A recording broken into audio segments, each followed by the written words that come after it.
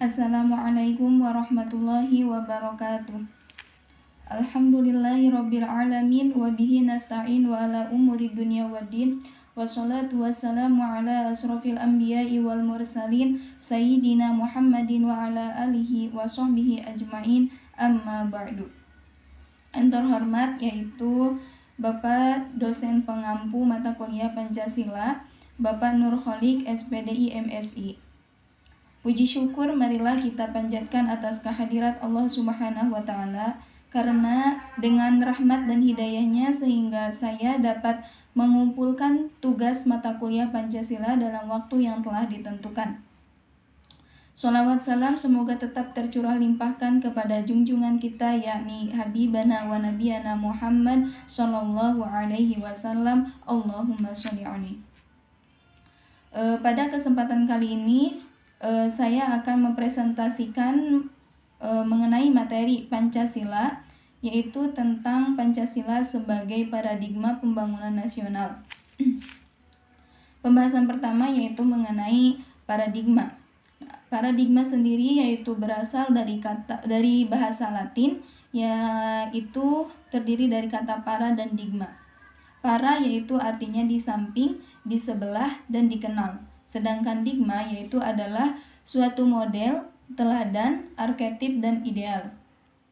Kemudian, secara istilah, paradigma adalah suatu asumsi-asumsi dasar dan teoritis yang umum, atau dalam pengertian lain yaitu suatu sumber hukum, metode, serta penerapan dalam ilmu pengetahuan, sehingga sangat menentukan sifat, ciri, serta karakter ilmu pengetahuan itu sendiri.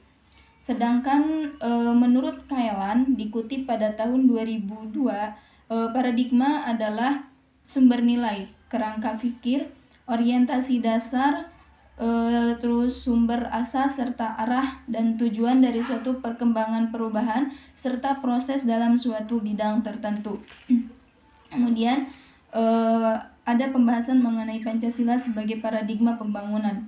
Hal ini dilaksanakan dalam rangka mencapai masyarakat yang adil dan makmur. Nah, selain itu, pembangunan nasional juga merupakan perwujudan nyata dalam meningkatkan harkat dan martabat manusia Indonesia sesuai dengan nilai-nilai kemanusiaan dan tujuan negara yang tercantum dalam pembukaan Undang-Undang 1945. Adapun bagian-bagiannya dari hal Pancasila sebagai paradigma pembangunan nasional, yaitu pertama di bidang iptek. Tujuan dari iptek sendiri adalah demi kesejahteraan umat manusia, sehingga iptek pada hakikatnya tidak bebas nilai, namun terikat nilai.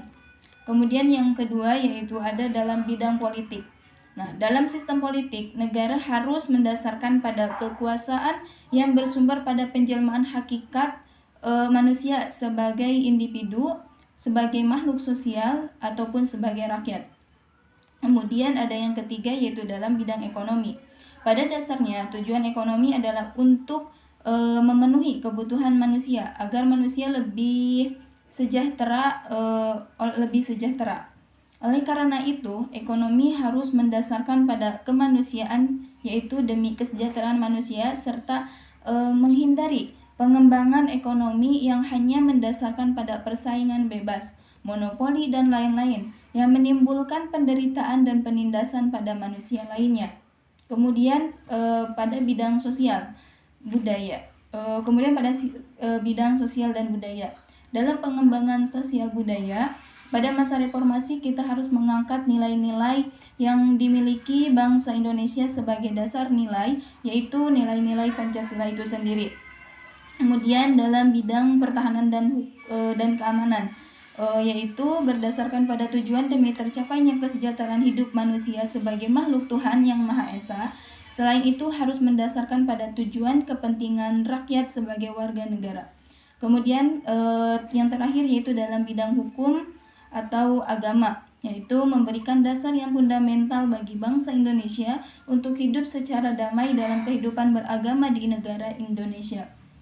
Kemudian pembahasan yang kedua yaitu ada Pancasila sebagai paradigma reformasi.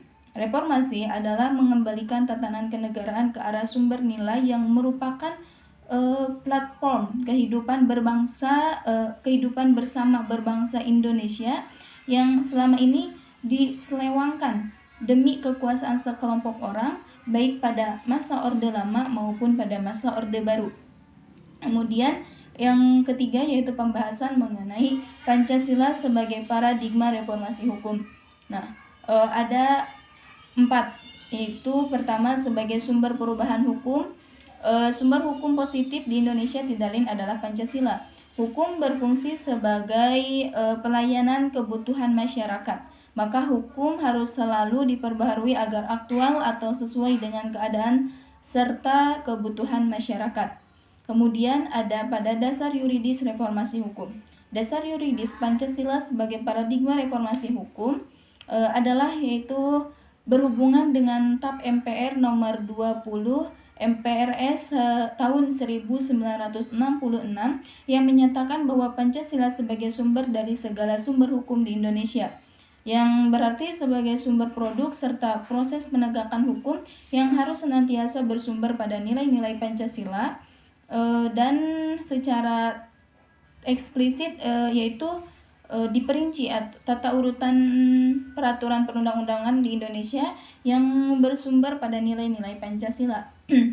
Kemudian pembahasan yang terakhir yaitu mengenai pola dan bentuk demokrasi ekonomi Pancasila, yaitu berhubungan dengan pasal 33 Undang-Undang Dasar 1945. Pada dasarnya merupakan landasan konstitusional bagi berkembangnya sistem perekonomian di Indonesia. Adapun pola dan bentuk perekonomian yang dianut oleh bangsa Indonesia berikut ini. Yang pertama yaitu mengenai perekonomian disusun sebagai usaha bersama berdasar atas asas kekeluargaan, berada dalam pasal 33 ayat 1. Yang kedua yaitu cabang-cabang produksi yang penting bagi negara dan menguasai hajat hidup orang banyak dikuasai oleh negara. Nah, itu berada dalam pasal 33 ayat 2. Kemudian yang ketiga yaitu bumi dan air dan kekayaan alam yang terkandung di dalamnya dikuasai oleh negara dan digunakan untuk sebesar-besar kemakmuran rakyat, yaitu terdapat pada pasal 33 ayat 3. Kemudian yang keempat yaitu perekonomian diselenggarakan berdasarkan atas demokrasi ekonomi dengan prinsip kebersamaan, berwawasan lingkungan, kemandirian, serta dengan menjaga keseimbangan, kemajuan, dan kesatuan ekonomi nasional. Itu terdapat pada pasal 33 ayat 4. Nah, mungkin hanya itu yang dapat saya sampaikan mengenai materi Pancasila sebagai paradigma pembangunan nasional. Kurang lebihnya mohon dimaafkan. Billahi taufiq wal hidayah. Wassalamualaikum warahmatullahi wabarakatuh.